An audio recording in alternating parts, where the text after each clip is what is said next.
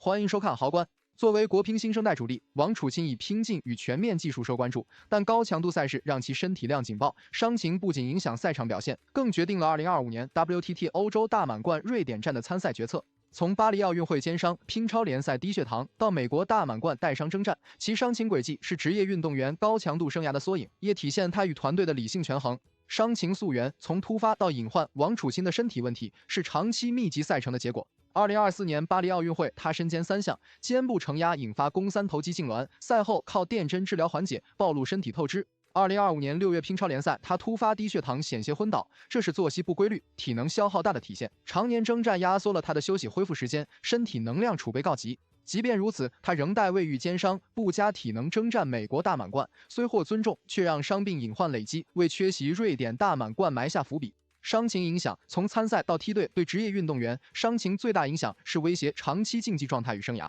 2025年瑞典大满贯前，经团队与教练组评估，不建议参赛，核心是伤情恶化风险，强行参赛可能致肩伤复发，低血糖加剧，还可能引发新伤，影响洛杉矶奥运周期备战。伤情直接改变其参赛节奏。此前他是国乒多线作战核心，如今取舍成必然，减少常规赛事，聚焦混双等核心项目，争取恢复时间，这是为长远在场的理性选择。同时，他的缺席也推动国乒新老交替，林诗栋等年轻选手获高级别赛事机会，契合教练组护主力、陪新人的战略。未来展望，平衡与回归，王楚钦需平衡伤病管理与竞技状态。目前，他通过调训练强度、优作息，配合康复加速恢复。北大体育硕士学业也为其提供赛场外缓冲。球迷期待他健康回归，毕竟他曾与孙颖莎获巴黎混双冠军，男单亦有亮眼表现。此次调整或成蓄力期。